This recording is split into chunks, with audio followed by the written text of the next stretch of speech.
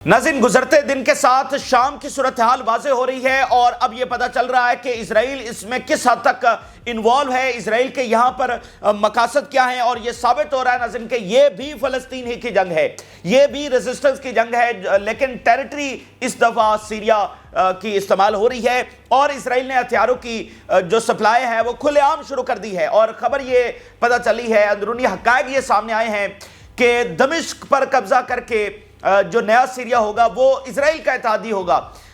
Israel के साथ नया सीरिया जो है वो नॉर्मलाइजेशन करेगा। दमिश्क के अंदर इजराइल की एम्बेसी खोली जाएगी और उससे भी बढ़कर अगली खबर ये है कि ये इजराइल के हिमायती ग्रुप्स दमिश्क पर कब्जा करने के बाद, ये सारा कुछ करने के बाद फिर लेबनान के ऊपर हमला कर देंगे और एक तरफ से इजरायली फौज हिजबुल्लाह के ऊपर हमलावर होगी तो दूसरी तरफ से ये ग्रुप्स जो हैं वो लेबनान के ऊपर हमलावर होंगे और बेरूत पर कब्जे का प्लान यहां पर बनाया गया है। दमिश्क और बेरूत दोनों पर कब्जे का प्लान बनाया गया है, मगर वक्त बताएगा कि इजराइल की ये जो इमेजिनेटिव ख्यालात हैं ये पूरी तरह से नाकाम होंगे। दूसरी तरफ से भरपूर तैयारी इस वक्त हो चुकी है और रूस की फौज पूरी तरह से इस जंग में इन्वॉल्व है, तो रूस से टकराना होगा इजराइल को। बेसिकली रूस की फौज इस वक्त पूरी तरह से हमले कर रही है और दमिश्क की तरफ जो इन इजरायली ग्रुप्स की पेशकदमी थी वो इस वक्त रोक दी गई है। अगले 48 घंटों के अंदर ईरानियन फोर्सेस पहुंच जाएंगी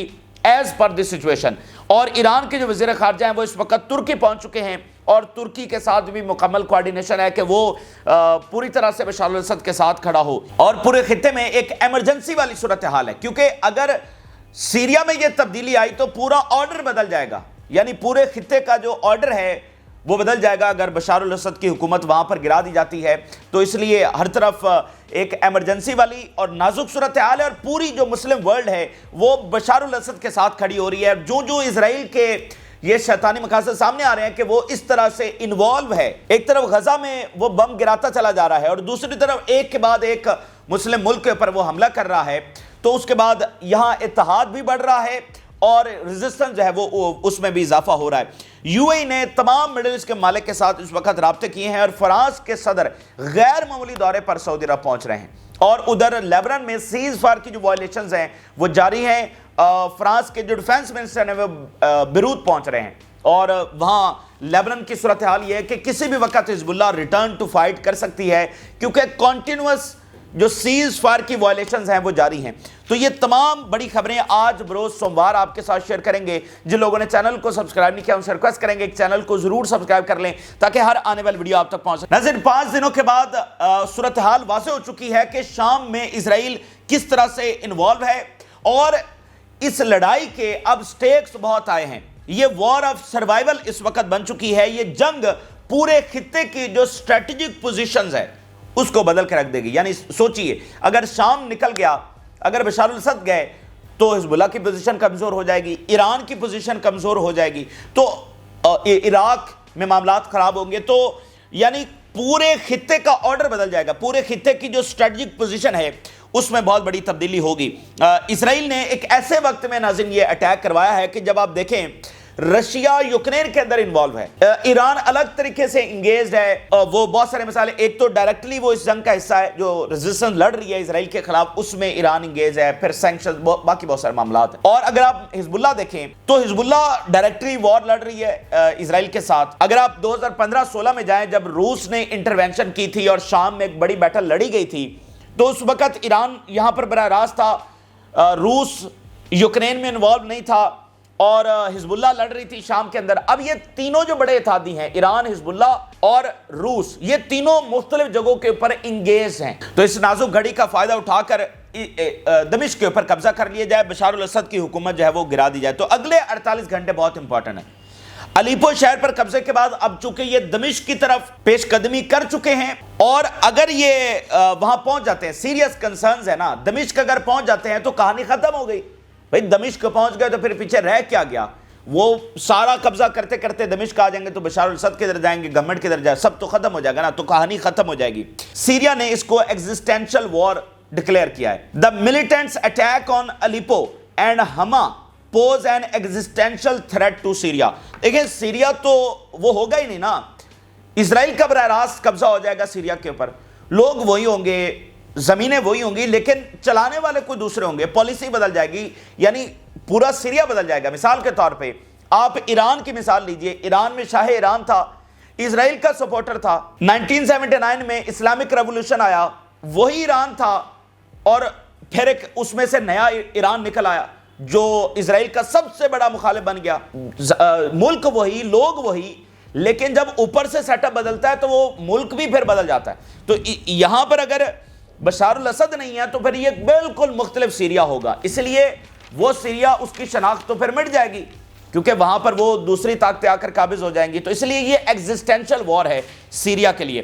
اس وقت ناظرین گراؤنڈ پر سچویشن یہ ہے کہ ہما شہر جس کی طرف انہوں نے پیش قدمی کی تھی, ہما شہر پر ان کی پیش قدمی روک دی گئی ہے. یعنی اسرائیل کے حمایتی گروپس کو یہاں پر روک دیا گیا ہے. ری انفورسمنٹ جو فورسز ہیں وہ اس وقت وہاں پر پہنچ رہی ہیں. عراق سے جو فائٹرز ہیں وہ شام میں پہنچ رہے ہیں. تو بشار الاسد کی فورسز کی جو پوزیشن ہے وہ وہاں پر زیادہ مضبوط ہو رہی ہے اور ان کی ایڈوانسمنٹ ٹورڈ دمشق فی الحال روک دی گئی ہے. اگلے 48 گھنٹے اس لیے ناظرین اہم ہیں کہ ایک تو ماسکو سے جو اسلحہ سپلائی ہے وہ یہاں پر پہنچ جائے گی, دوسرا فورسز جو ہے وہ ان پوزیشن ہو جائیں گی, ان کو گھیرے میں لے لیں گی اور اپنی پوزیشن سنبھال لیں گی. جو ڈیفنس لائنز ہیں وہ مضبوط ہو جائیں گی اور جہاں جہاں سے فائٹرز آ رہے ہیں وہ پہنچ جائیں گے اور ان کو گھیرے میں لے لیں گے. تو اس طرح پھر جو فضائی بمباری ہو رہی ہے اس میں ان کی سپلائی لائن کاٹ دی جائے گی. تو یوں اس حملے کی جو شدت ہے وہ واضح بھی ہو جائے گی اور ٹوٹ بھی جائے گی. یعنی اگر ان کو یہیں پر روک دیا جاتا ہے تو اوپر سے فضائی حملے ہو رہے ہیں, پیچھے سے ان کی سپلائی لائن کاٹ دی جائے گی, تو جتنے فائٹرز ہما میں پہنچے ہیں بس وہی ہوں گے, پیچھے سے نہیں پہنچ سکیں گے. ادھر سے بشار الاسد کی فورسز کی تعداد بڑھتی چلی جائے گی. ایک تو ان کو وہ آگے نہیں بڑھنے دیں گے بلکہ ان کا ریپیل جو ہے, ان کو پیچھے دھکیلنا وہ شروع کر دیں گے. اوپر سے فضائی بمباری اور نیچے زمینی فورسز ایک بڑی تعداد میں پہنچ چکی ہوں گی. تو اس لیے 48 گھنٹوں میں صورتحال واضح ہو جائے گی اس حملے کی شدت کے حوالے سے. اور اس کے بعد ظاہری بات ہے حلب شہر میں تو قبضہ ہو چکا ہے, یہاں ان کو دمشق سے واپس دھکیلنے کے بعد پھر حلب شہر کی لڑائی ہوگی. وہ ایک بڑی بیٹل اور بہت خطرناک بیٹل ہوگی, بہت خطرناک. اس سے پہلے بھی حلب شہر کو جب واپس لیا تھا ایران نے, رشیا نے اور شام نے, ایک بہت خطرناک لڑائی وہاں پر لڑی گئی تھی. ٹھیک ہے, تو جب اس شہر میں لڑائی ہوتی ہے, دیکھیں شام کے لوگ ہیں اتنی بھیانک جنگیں دیکھ کر کچھ امن کچھ پراسپیرٹی وہ دیکھ رہے تھے, لیکن اب وہاں پر اگر لڑائی ہوتی ہے جو کہ ہونی ہے, ظاہری بات ہے حلب شہر کے اوپر قبضہ ہو چکا ہے جس کو واپس لینا ہے, لیکن وہ بہت ایک بھیانک صورتحال وہاں پر ہونے جا رہی ہے. وہاں پر لڑائی اب کس نوعیت کی ہوگی, کس طرح لڑی جائے گی, تو وہ ایک خطرناک صورتحال. الجزیرہ رپورٹ کر رہا ہے rebel forces remained on the outskirts of Hama and were trying to counter the Syrian government forces there. Hama پر وہ رک گئے ہیں اور وہاں پر کنفرنٹیشنز ہو رہی ہیں. There is an exchange of control, still it's very dynamic, very volatile on the ground. بہت ہی volatile سچویشن ہے, یعنی خطرناک اور نازک صورتحال ہے. وہ جو کہہ رہے ہیں کنٹرول بیک والی صورتحال یہ ہے کہ مختلف ولیجز اور ٹاؤنز ہما کے آؤٹ سکرٹس میں جہاں پر ان گروپس نے قبضہ کر لیا تھا تو ان کو بھی واپس لیا جا رہا ہے اور وہاں پر ایک بڑی کنفرنٹیشنز, لیکن شہر سے باہر یہ کنفرنٹیشنز ہو رہی ہیں اور ان کو روکا ہوا ہے اور ان کو پیچھے ریپیل کرنے کے لیے آگے معاملات بڑھ رہے ہیں. اچھا, اسی درمیان اب ذرا اسرائیل کے حوالے سے جو چیزیں سامنے آئی ہیں وہ غیر معمولی ہیں. اسرائیل کے منصوبے کھل کر اب سامنے آ رہے ہیں اور کھل کر اسرائیل کی جانب سے اب اسلحہ دینا جو ہے وہ ان گروپس کو شروع کر دیا گیا ہے. ویسے آپ دیکھیں نا کہ ان گروپس کی لیجیٹیمیسی کوئی نہیں ہے. اب یہ اپنے آپ کو بتاتے تو یہ ہے کہ ہم تو شامی ہیں اور ہم تو بشار الاسد کے خلاف بغاوت کر رہے ہیں اور یہ ہمارا رائٹ اور فلانا.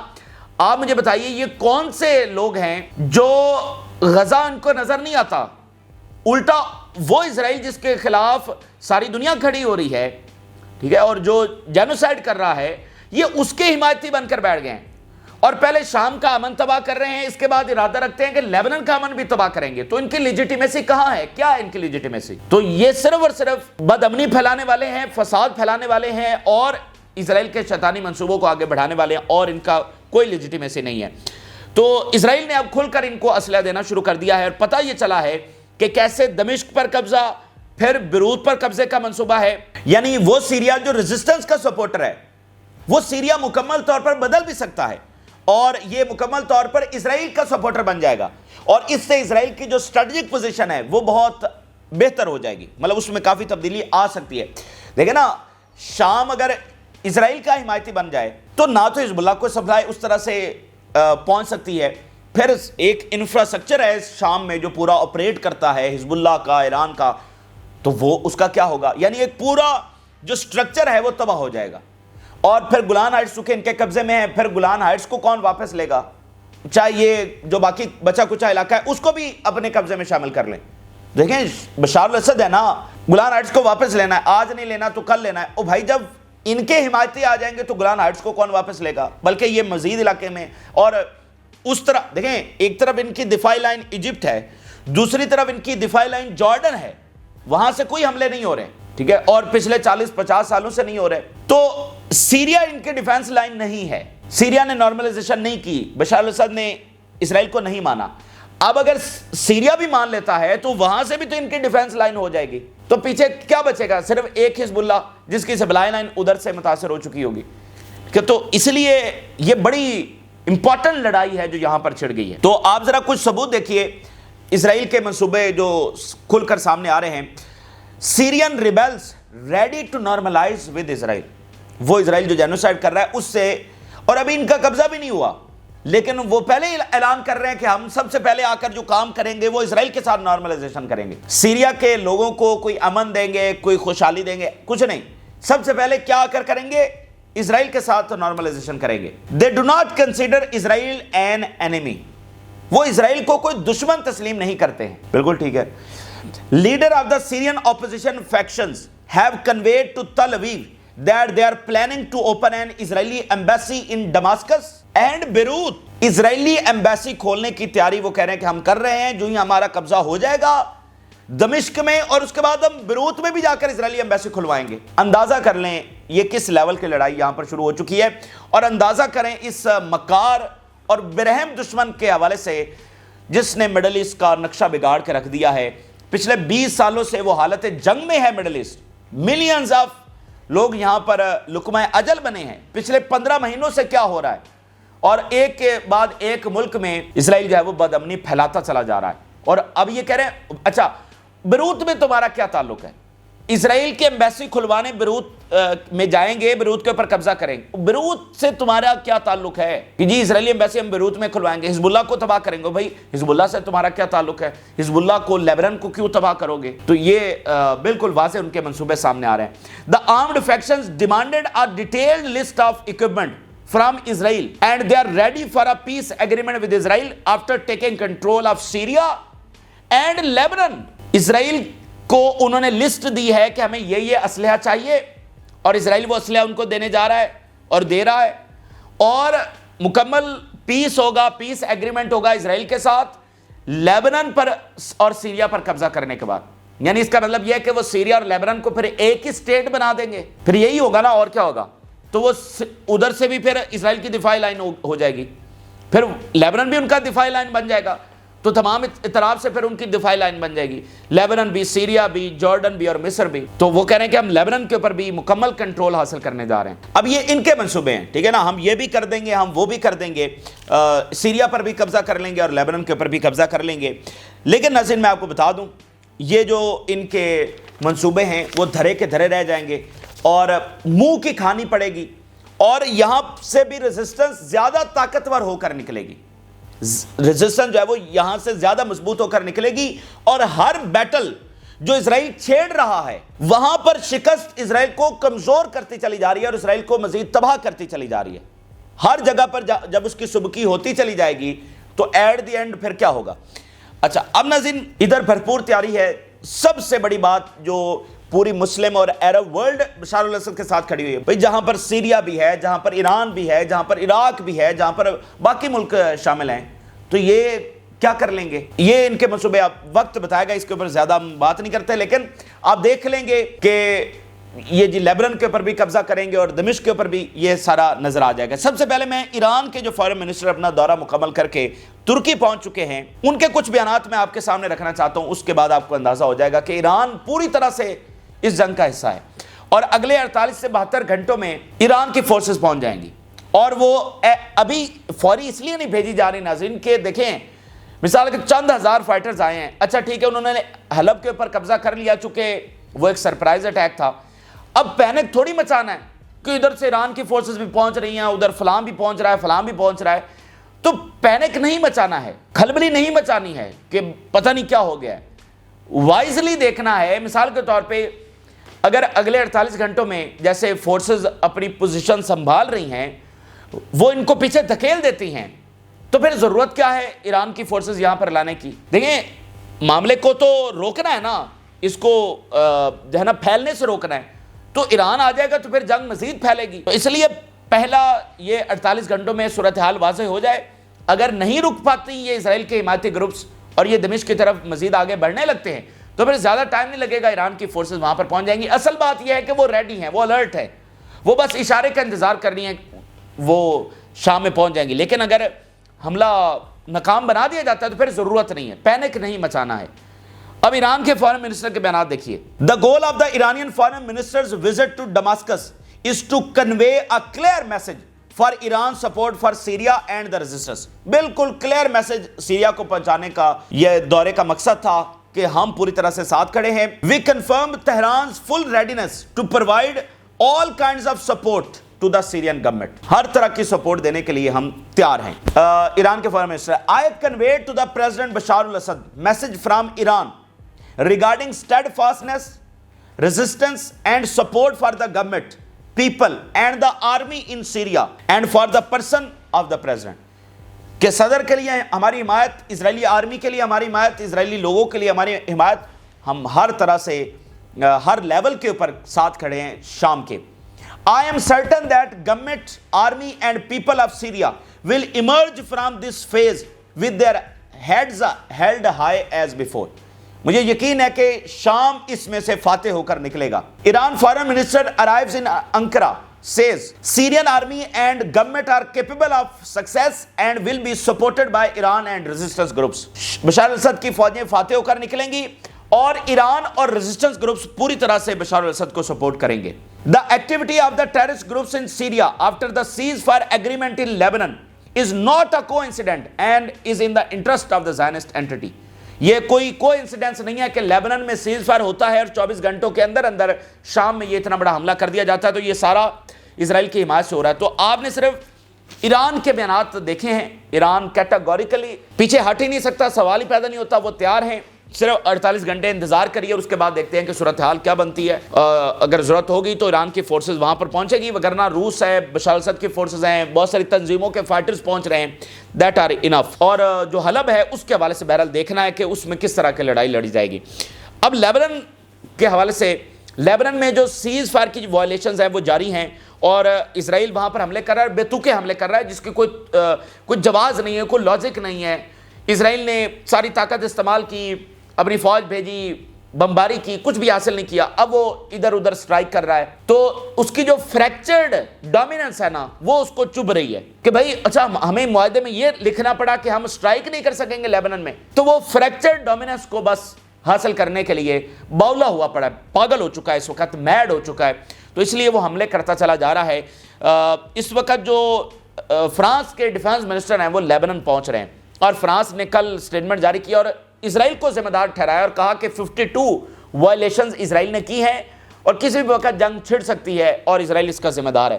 اچھا اب ناظرین دیکھیں، حزب اللہ ظاہری بات ہے اس کو افورڈ نہیں کرے گی، وہ رسپونڈ کرے گی، لیکن ہمیشہ آپ نے دیکھا ہے کہ ریزسٹنس وائز فیصلے کرتی ہے، سوچ سمجھ کر صورتحال کو دیکھ کر. اب آپ دیکھیے نا کہ سیریا میں بھی صورتحال کلیئر نہیں ہو رہی اور لیبنن ادھر حملہ ور ہو جائے اسرائیل پر تو اسرائیل یہ کوئی مناسب چیز نہیں ہے. تو یہ فی الحال شاید کوئی اچھی اسٹریٹجی نہ ہو کہ دیکھیں جنگ تو پھر پھیل رہی ہے نا، آگے سے آگے پھیل رہی ہے، توجہ غزہ کے اوپر رکھنی ہے، اس کو سمیٹنا ہے. آگے جنگ بڑھا کر تو اس طرح سے فائدہ نہیں ہے، جنگ لڑی جائے گی، لمبی وار آف اٹریشن چلتی رہے گی.